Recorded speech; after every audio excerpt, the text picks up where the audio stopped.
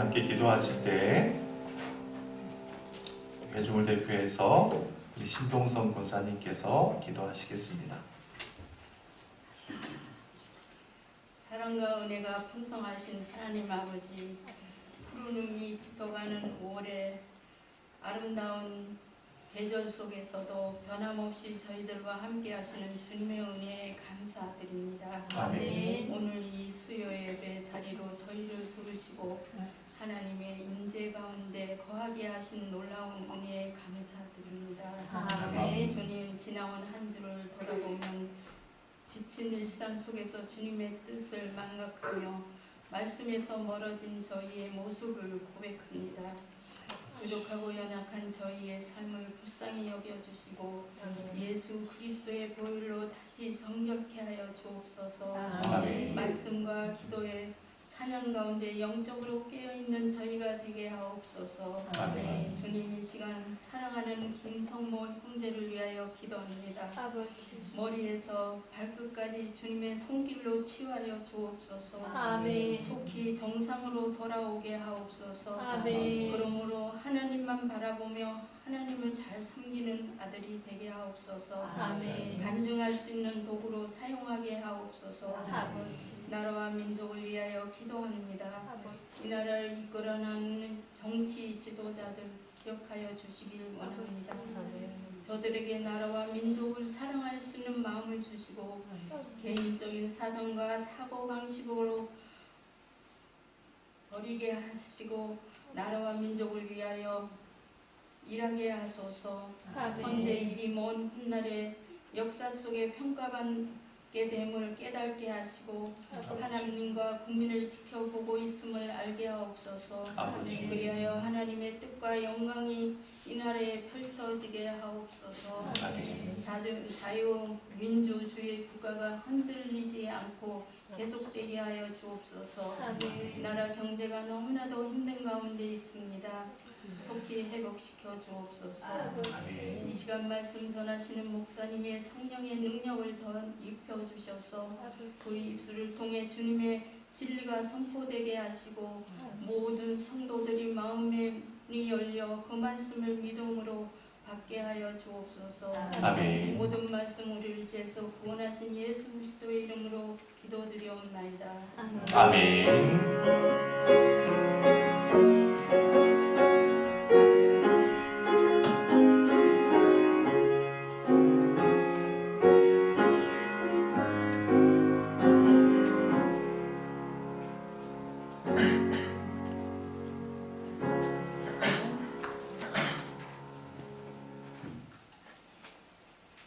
오늘 하나님께서 우리에게 주시는 말씀 창세기 15장 1절 3절 말씀입니다.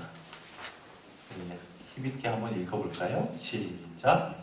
이후에 여호와의 말씀이 함성 중에 아브라함에게 임하여 이르시되 아브라함아 두려워하지 말라. 나는 네 방패요 너의 지극히 큰 상급이니라. 한 번 더 읽어봅시다. 시작.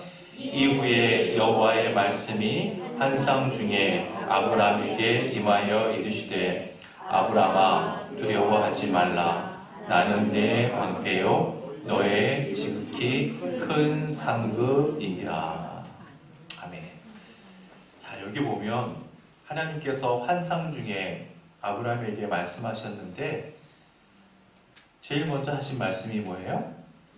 두려워하지 말라. 두려워하지 말라.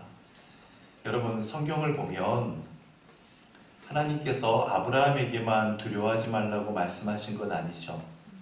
이후에 보면 아브라함에게 몇 번 더 말씀하시고 또 아들 이삭에게도 또 손자 야곱에게도 두려워하지 말라 그렇게 말씀하시잖아요. 그뿐만이 아니죠. 시내산에서 모세가 하나님을 만났을 때도 두려워하지 말라. 모세의 후계자였던 여호수아에게도 두려워하지 말라. 다윗에게도 두려워하지 말라. 그리고 신약 성경에 보면 바울에게도 하나님께서 나타나셔서 두려워하지 말라라고 말씀하십니다. 여러분, 이것은 무엇을 의미하는 걸까요?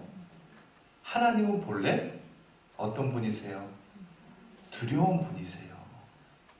모든 인간에게 하나님은 두려움의 대상이라는 겁니다.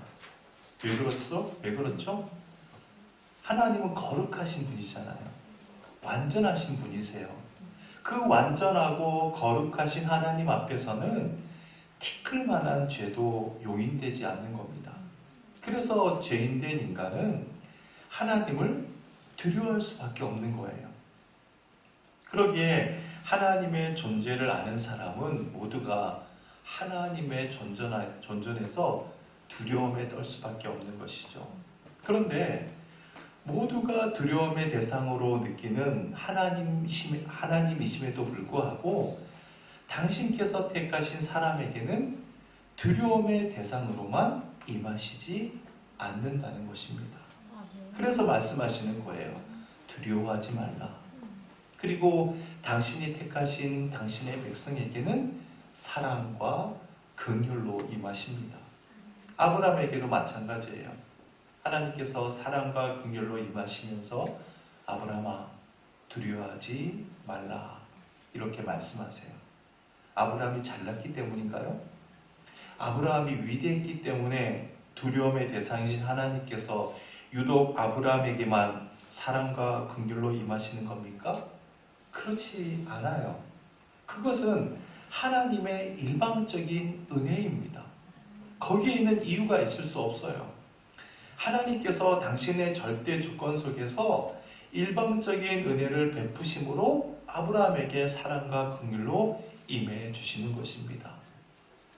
여러분, 오늘 이 자리에도 두려움의 대상이신 하나님께서 사랑과 긍휼로 우리에게 임해 계십니다. 그리고 우리 모두에게 두려워하지 말라라고 하시면서 사랑과 긍휼로 당신 자신을 보여주시는 겁니다. 우리가 잘나서겠어요?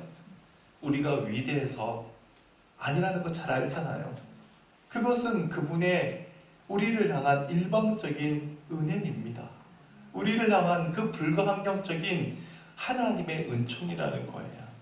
논리적으로 설명할 수 없는 그분의 은총 속에서 이 밤에 우리에게 사랑과 긍휼로 임해 주시는 것이죠. 그것을 우리가 안다면 우리의 삶 자체가 우리 자신이 하나님의 기적 덩어리라는 사실을 알게 됩니다. 자, 아브라함에게 두려워하지 말라라고 하신 하나님께서 계속해서 이렇게 말씀하세요. 뭐라고 하세요? 나는 내 방패요. 나는 내 방패다. 무슨 말일까요? 하나님께서 아브라함의 방패가 되심으로 아브라함에게 두려워하지 말라고 말씀하고 있는 거죠. 여러분, 우리가 이 세상을 두려움 없이 살아갈 수 있는 근거가 뭘까요? 하나님께서 우리의 방패 되시기 때문입니다. 여러분, 방패라는 게 뭐예요? 방패. 문자적인 의미가 뭡니까? 방패. 방패는 적의 공격을 막는 도구잖아요. 그렇죠? 하지만 여러분, 이 세상에 그 어떤 것도 완전한 방패가 될 수가 없어요. 인간이 만든 방패는 불완전할 수밖에 없습니다. 오늘날 21세기에 세계에서 가장 강력한 군사력을 지니고 있는 나라는 어느 나라입니까? 뭐니 해도 미국이죠. 그래서 미국을 가리켜서 뭐라고 얘기해요? 초강대국이라고 하잖아요. 상대할 나라가 없다는 것이죠. 세계에서 가장 강력한 군사력을 지니고 있는 초강대국인 미국이 근래 주도했던 그 전쟁이 뭐였습니까? 아프가니스탄 전쟁 아닙니까? 9.11 테러 이후에 그 배후를 찾기 위해서 그 알카이다인가요? 그 알카이다 세력이 아프가니스탄에 주둔하고 있다는 그 정보를 알고 벌인 전쟁 아닙니까? 그 전쟁이 언제 시작했는지 아세요? 2001년에 시작해서 가장 최근 2021년에 끝났어요. 무려 20년 동안 계속됐습니다. 그러면 그 초강대국의 그 강력한 군사들이 그 상대도 안 되는 군대들과 전쟁을 벌였는데 미군은 단 한 명도 안 죽었을까요? 그렇지 않아요. 미국 병사들 방탄조끼에 최첨단 무기로 무장하고 반대쪽에 있는 병사들은 그 시대에 뒤떨어진 재래식 무기만 갖고 있었는데도 미군은 무려 2,459명이 사망했습니다. 부상자는요 2만 명 이상이에요. 27,049명인가가 부상을 당했어요. 왜요? 왜? 인간이 만든 그 어떤 방패도 완전할 수 없거든요. 생각해 봅시다. 이 세상을 우리가 살아가는데 대체 무엇이 우리의 방패가 될 수 있겠습니까? 돈이 우리의 방패가 될 수 있을까요? 일시적으로는 방패가 될 수 있겠죠. 그런데 아무리 많은 돈이라도 내 머리에서 돋아나는 흰머리 막을 수 있나요? 막을 수 없잖아요. 따라서 어떠한 것도 온전한 방패가 될 수가 없습니다. 그런데 하나님은 어떤 분이세요? 천지를 창조하신 전능하신 하나님이시잖아요. 영원하신 하나님이시잖아요. 그 하나님께서 나는 내 방패라고 말씀해주고 있습니다. 그 하나님께서 나는 너의 인생의 방패가 되어주신다고 말씀하고 있는 거예요. 그러면 생각해 봅시다. 하나님께서 내 인생의 방패가 되어주시는데 이 세상 무엇이 나를 무너뜨릴 수 있겠습니까? 자, 그러면 방패란 구체적으로 어떤 방패인가? 첫 번째로 이 방패는 죄의 심판을 막아주는 방패입니다. 죄의 심판을 막아주는 방패. 다 같이 시작. 죄의 심판을 막아주는 방패. 자, 요한복음 3장 17절 말씀 읽어봅시다. 시작. 하나님이 그 아들을 세상에 보내신 것은 세상을 심판하려 하심이 아니요 그로 말미암아 세상이 구원을 받게 하려 하심이라. 여러분, 모든 죄인은 심판의 대상이지 않습니까? 그런데 하나님께서 당신의 독생자 예수 그리스도로 하여금 우리가 치러야 할 죄값을 십자가에서 대신 치러주셨어요. 그리고 하나님 당신의 심판으로부터 당신 자신이 방패막이가 되어주셔서 우리를 지켜주셨잖아요.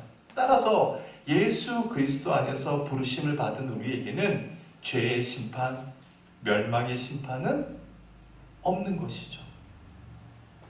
두 번째로는 어떤 방패인가? 세상의 유혹을 막아주는 방패라는 거예요. 세상의 유혹. 다 같이 시작. 세상의 유혹을 막아주는 방패다. 여러분, 그렇습니다. 하나님의 방패는 이 세상의 모든 어둠의 유혹으로부터 우리를 막아주시는 완전한 방패 되십니다. 시편 119편 105절 말씀을 통해서 시인이 이렇게 고백했죠. 다 같이 시작. 내 말씀은 내 발의 등이요 내 길의 빛이니이다. 하나님께서는 당신을 진리의 말씀으로 우리의 심령을 빛으로 채워주세요. 또한 내가 어떤 길을 걸어가야 바른 인생길이 되는지 내 발에 등불이 되어주십니다. 만약 하나님께서 나의 방패가 되어주시지 않는다면 우리는 이 어둠 속에서 일평생을 무의미하게 허비할 수밖에 없을 거예요. 왜? 우리의 힘으로는, 우리의 능력으로는 이 세상의 유혹을 이길 힘이 없기 때문에 그렇습니다. 그러나 당신의 영원한 빛 속에서 바른 길을 보게 해주시고 내가 어긋난 길을 걸어갈 때 내 인생이 얼마나 허망하게 끝날 것인지를 말씀 속에서 직접 깨닫게 해주세요. 그래서 이 세상의 모든 어둠의 유혹으로부터 막아주시는 것이죠. 세상의 모든 유혹을 막아주시는 방패 되십니다. 어디 그뿐입니까? 세 번째로 하나님의 방패는 죽음으로부터 우리를 지키시는 생명의 방패 되세요. 다 같이 시작. 죽음으로부터 우리를 지키시는 생명의 방패 되신다. 자, 고린도전서 15장 55절 말씀 시작. 사망아 너의 승리가 어디 있느냐? 사망아 내가 쏘는 것이 어디 있느냐? 여러분, 사망은, 죽음은 모든 인간에게서 왕노릇합니다. 그래서 사망은 모든 인간을 다 삼켜버려요. 여러분 보세요. 죽음 앞에서 사람들이 얼마나 나약해집니까? 얼마나 치졸해집니까? 얼마나 비굴해집니까? 사망이 원래 그런 거예요. 인간들을 다 삼켜버려요. 그러나 우리 주 예수 그리스도 안에서 하나님의 자녀가 될 때 사도 바울은 이렇게 반문하는 거예요. 사망아, 내가 이기는 것이 어디에 있느냐? 사망아, 내가 쏘는 것이 대체 무엇이냐? 너는 결단코 이길 수 없다는 것이죠. 왜? 주님께서 그 사망을, 그 죽음을 완벽하게 차단시켜 주시는 방패 되시기 때문에. 그래서 그리스도 안에 있는 하나님의 자녀로 부름을 받은 사람들에게 죽음이라고 하는 것은 끝이 아니라 영원한 생명의 시작이 되는 것이죠. 자, 하나님께서 아브라함에게 또 뭐라고 말씀하세요? 나는 내 방패요. 그리고 뭐라고 해요?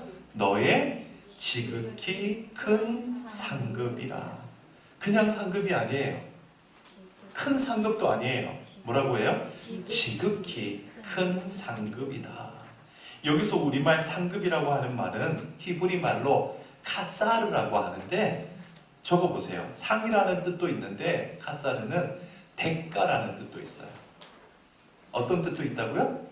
대가. 카사르는 상급도 되고 대가라는 뜻도 돼요. 즉 내가 너의 대가라는 겁니다. 그러면 여러분, 하나님께서 어떤 대가를 우리에게 주신다는 걸까요? 여러분, 우리가 하나님을 잘 섬기고 잘 믿는 대가로 무엇을 받기를 원하세요? 하나님으로부터 받기 원하시는, 바라는 것들 여러 가지 여러분들이 있을 수 있잖아요. 그런데 하나님께서 이 세상의 모든 것을 다 합친 것보다도 더 큰 대가, 더 큰 상급을 우리에게 주시는데 그게 뭐예요? 바로 당신 자신이에요. 당신 자신이에요. 그래서 첫 번째, 하나님께서 우리에게 주시는 대가는 뭐예요? 하나님 자신이에요. 하나님 자신. 다 같이 시작. 하나님께서 우리에게 주시는 대가는 하나님 자신이다. 하나님께서 우리에게 주시는 대가, 즉 상은 하나님 자신이라는 거예요. 내 자신이 너를 위한 상급이다. 내 자신이 너를 위한 대가라는 거예요. 여러분, 누군가가 나에게 상을 준다고 한번 가정해 봅시다. 그러면 그 상을 받는 순간부터 그 상은 누구 거예요? 내 거죠. 가령 선생님이 나한테 상을 줬어요. 그럼 그때부터 그 상은 내 거예요. 나중에 반납하라고 한다면 그건 상이라고 할 수가 없겠죠. 상이라고 하는 것은 받는 순간부터 내게 되는 거예요. 따라서 하나님께서 내가 너의 대가라고, 상급이라고 하는 것은 내가 어디에 가든지 어느 곳에 있든지 나와 함께 하신다는 거예요. 즉 두 번째 상급의 의미는 뭐냐면 언제나 우리와 함께 하신다. 다 같이 시작. 언제나 우리와 함께 하신다. 이 상급이라고 하는 것은 하나님께서 우리와 함께 하신다는 거예요. 이것을 다른 말로 뭐라고 해요? 그렇죠. 임마누엘이라 그래요. 우리와 함께 하시는 하나님. 중요한 것은 그 하나님께서 우리의 지난 과거의 어느 시점, 현재의 지금 이 시점, 미래의 어느 한순간에만 우리와 함께하는 분이 아니라는 거예요. 언제나 항상 함께 하세요. 여러분, 모세가 시내산에서 하나님의 부르심을 받잖아요. 하나님께서 모세에게 말합니다. 이제 애굽으로 너 가서 고통받고 있는 내 백성들, 너의 형제들을 구원해 와라 라고 명령하시잖아요. 여러분, 근데 모세가 어떤 사람이에요? 모세는 이집트에 한 번도 가보지 않고 이집트에 대해서 아무것도 모르는 그런 문외한이 아니에요. 40년 동안 이집트 왕궁에서 왕자로 살았던 사람입니다. 즉 이집트의 군사력이 얼마나 가공스러운지 누구보다 잘 알고 있는 사람 아닙니까? 그런데 그 모세에게 군사 한 명 붙여주지 않고, 무기 하나 주지 않고, 달랑 지팡이 하나 주면서 맨몸으로 호롤단신으로 그냥 가라는 거예요. 그래서 모세가 하나님에게 묻지 않습니까? 나한테 그런 명령을 내리시는 당신은 대체 누구십니까? 누군데 나한테 이런 말 하는 겁니까? 애굽에 가면 히브리 백성들이 나한테 물어볼 텐데 그 형제들에게 당신을 뭐라고 소개할 수 있겠습니까? 그 말의 의미가 뭐예요? 나한테 그런 황당한 명령을 내리시는 당신 대체 누구냐는 거죠. Who are you? 당신 누구냐? 그런 뜻 아닙니까? 그때 하나님께서 뭐라고 대답하셨는지 봅시다. 출애굽기 3장 14절 시작. 하나님이 모세에게 이르시되 나는 스스로 있는 자이니라. 또 이르시되 너는 이스라엘 자손에게 이같이 이르기를 스스로 있는 자가 나를 너희에게 보내셨다 하라. 하나님께서 자기를 뭐라고 얘기하세요? 나는 스스로 있는 자다. 영어로 제가 적어놨죠. 영어로 읽어볼까요? I am who I am. 하나님께서는 현재형으로 대답하고 있어요. 나는 언제나 현재형으로 너와 함께하는 하나님이라는 거예요. 너한테 군사 한 명이 없어도 칼 한 자루 없어도 I am who I am. 내가 언제든지 현재형으로 너와 함께 있을 것이다. 그 믿음으로 가라는 거예요. 결국 현재형으로 함께 하시는 그 하나님을 믿고 모세는 애굽으로 가잖아요. 그리고 하나님을 의지해서 이스라엘 백성들 출애굽시키지 않습니까? 마찬가지로 아브라함에게도 현재형으로 함께 해주시는 상급 하나님, 그 하나님 당신 자신을 주시겠다는 그런 의미예요. 여러분, 그 하나님이 바로 우리의 하나님 되십니다. 우리가 지금까지 인생을 살아올 때 그 숱한 인생의 고비를 넘어올 때마다 나 혼자 넘어온 것이 아니라 하나님께서 현재형으로 나와 함께 하심으로 I am who I am 하심으로 오늘까지 온 거 아닙니까? 그리고 지금 이 시간에도 현재형으로 우리와 함께하고 계시는 거예요. 뿐만 아닙니다. 내일도, 1년 후에도, 10년 후에도 그분은 영원토록 영원한 현재형으로 우리와 함께 하십니다. 내가 잘나서? 내가 위대해서? 아니에요. 하나님의 일방적인 은혜예요. 하나님의 일방적인 은총 때문이에요.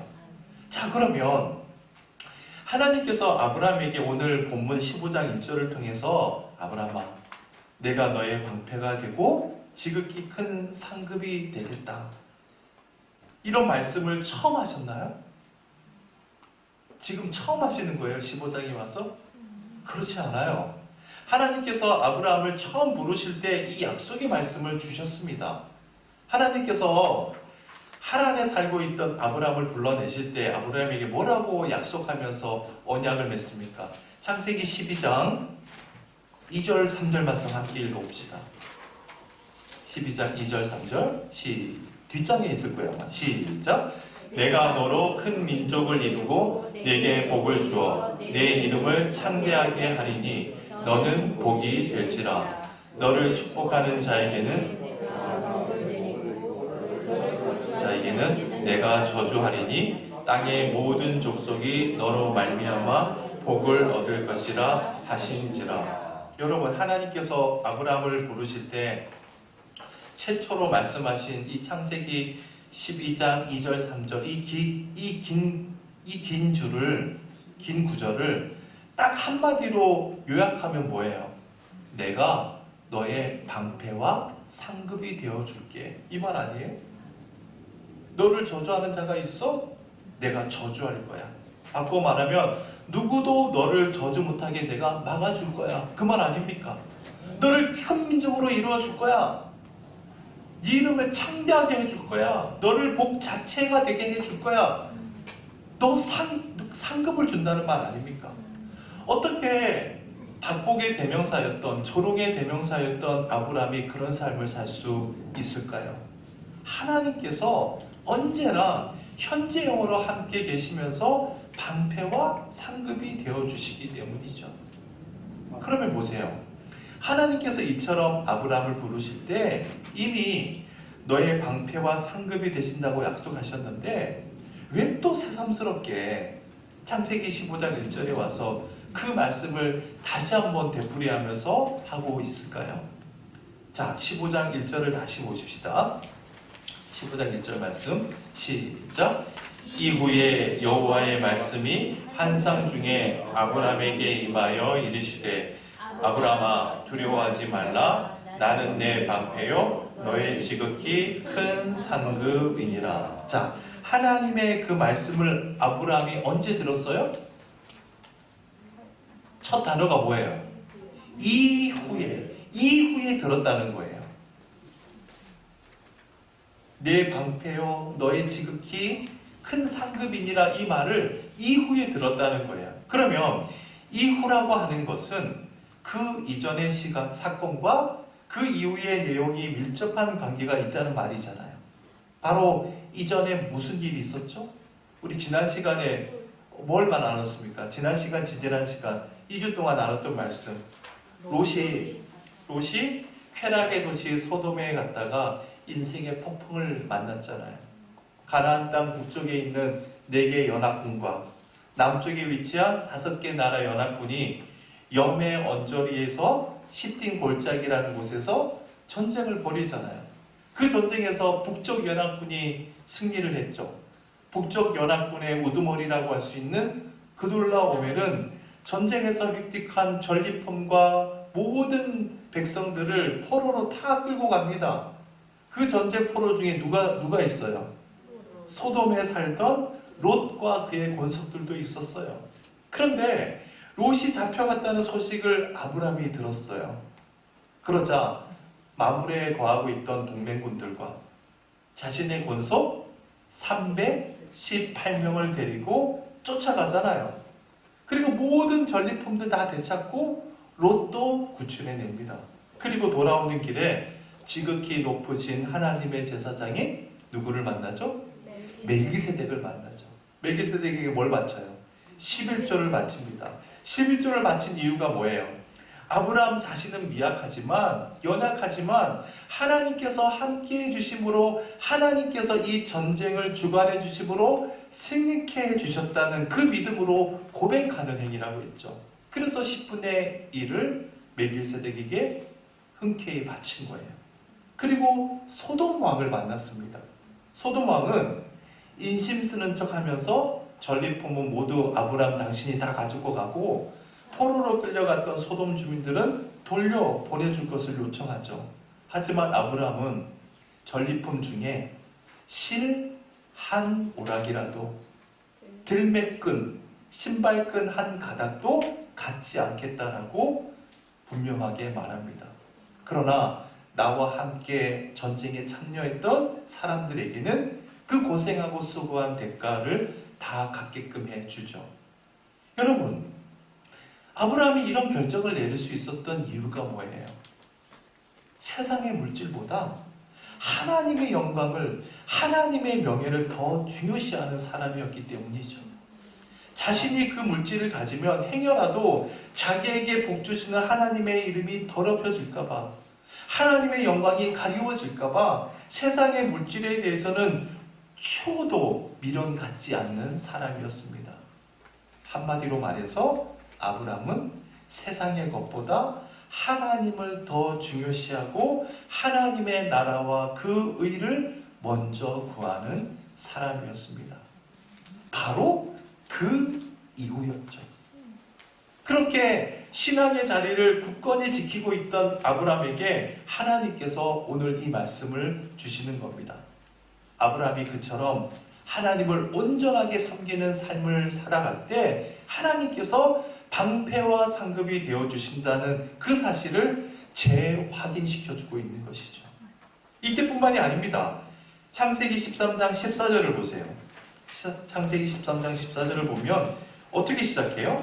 롯이 아브라함을 떠난 후에 여호와께서 아브라함에게 이르시되, 이렇게 시작해요. 그러면 오늘 본문도 어떻게 시작하는지 봅시다. 15장 1절. 이후에 여호와의 말씀이 환상 중에 아브라함에게 임하여 이르시되. 여러분 어때요? 13장 14절하고 오늘 본문 15장 1절하고 그 앞부분은 구조가 거의 똑같아요. 그렇죠? 자, 그러면 13장 14절부터 17절까지 말씀 읽어봅시다.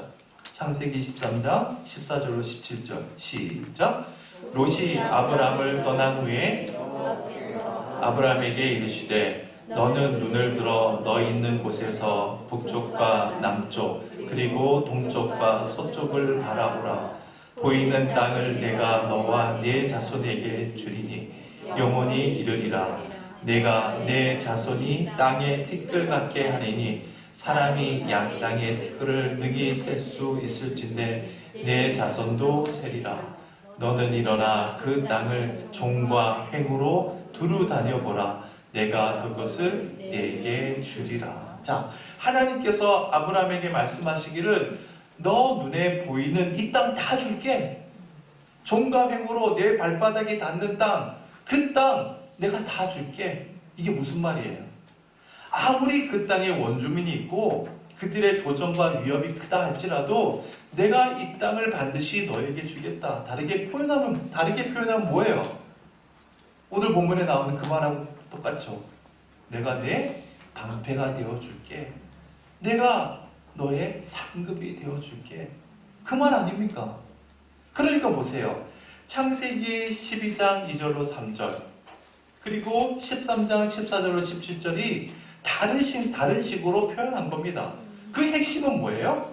내가 내 방패가 되어준다. 상급이 되어준다. 그 말씀이죠.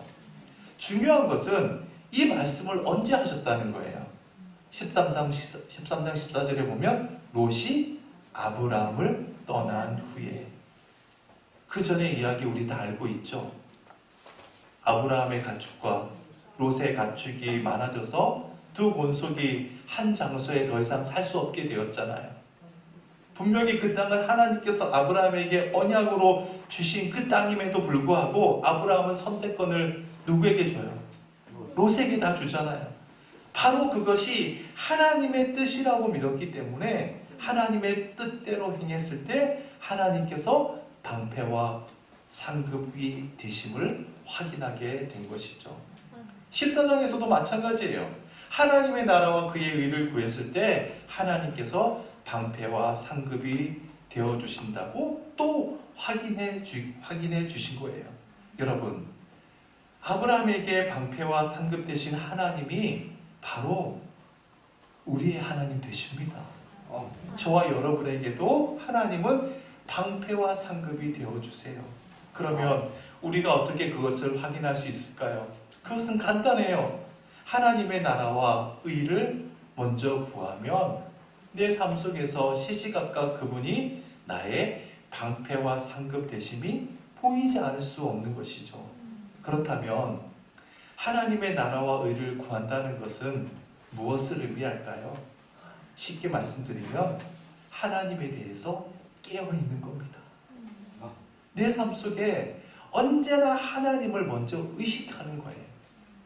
하나님이 살아계심을 늘 인정하는 것이죠. 내가 하나님에게 깨어있고 내 시선이 하나님에게 고정되어 있고 내가 매일매일 하나님을 의식하고 살면 나의 방패 되시고 상급 되시는 하나님이 안 보일 수가 없는 겁니다. 사랑하는 여러분, 창세기 15장 1절을 통해서 아브람이 자신의 상급과 방패 되시는 하나님을 확인했듯이 여러분들의 매일매일의 삶 속에서 하나님이 여러분의 방패 되시고 상급 되심을 매일매일 확인하시는 벅찬 삶을 살아가시는 여러분 모두가 되시길 축원해 드립니다. 기도합시다. 하나님, 우리 인생에 방패 되시고 상급 되어 주셔서 감사드립니다. 소망하기는 우리 인생 가운데서 방패와 상급 되시는 하나님을 매일매일 경험하기 위해서 언제 어디서나 하나님의 나라와 그의 의를 먼저 구하는, 하나님 앞에서 늘 깨어있는, 하나님을 언제나 먼저 의식하는 새강림교회 믿음의 권속들 모두가 되게 인도하여 주옵소서. 예수님의 이름으로 기도드립니다. 아멘. 390장 함께 별단의 찬양으로 올려드립시다.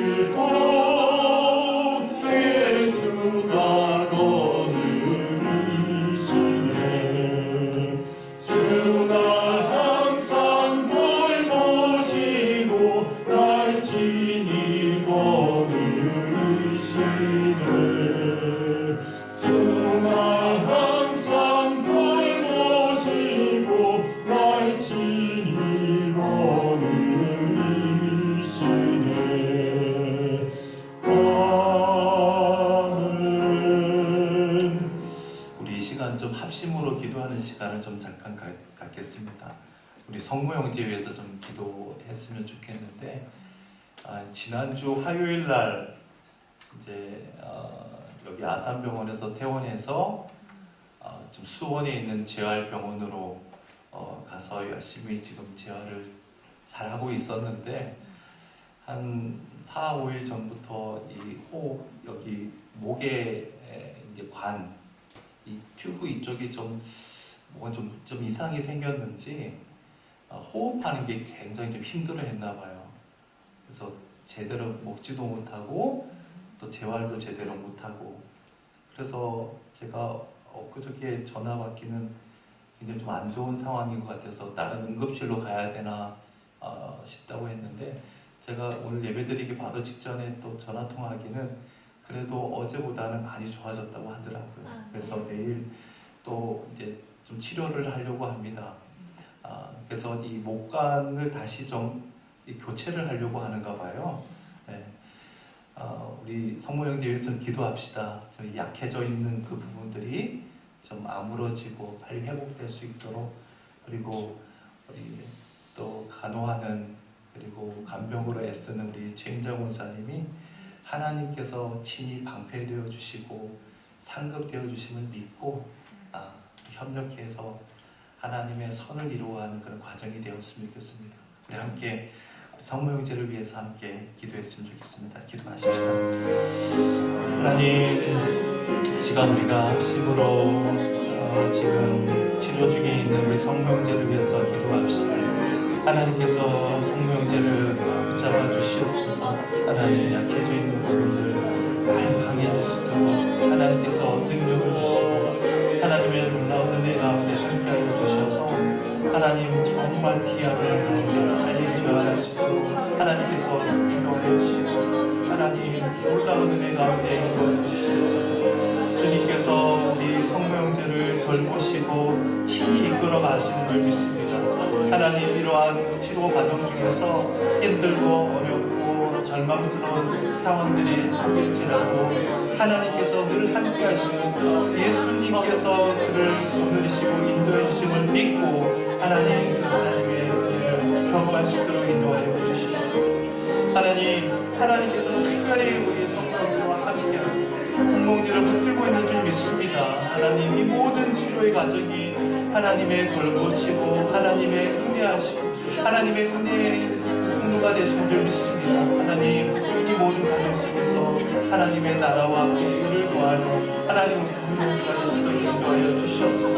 하나님의 놀라운 기대는 것을 사모합니다. 하나님의 능력으로 빨리 치유의 길로 하나님 회복시켜 주시옵소서. 하나님, 빨리 아무러지게 하시고 하나님 그 목관이 하나님 교체되는 그런 모든 것들 하나님 그런 과정 속에서 하나님 주시옵소서. 빨리 치유될 수 있는 능력을 허락하여 주시옵소서. 하나님께서 주시옵소서. 하나님, 우리 권사님에게도 능력을 함께하여 주시고 하나님께서 지치지 않도록 도와주시고 하나님께서 더 귀한 분들로 함께해 주실 믿습니다. 주님, 주시옵소서. 하나님, 높은 은혜를 주시옵소서. 하나님께서 더 놀라운 능력으로 함께하여 주시므로 하나님께서 주시는 은혜를 말씀으로 인도하여 주실 믿습니다. 주여 믿습니다. 하나님 믿습니다. 하나님의 믿습니다. 하나님의 사랑을 믿습니다. 하나님의 지혜의 능력을 믿습니다. 하나님 나라에 주님께서 능력을 함께하여 주시옵소서. 주님 나오는 가운데 주시옵소서. 주님께서 함께해 주옵소서. 세상을 하지 않게 주시옵소서.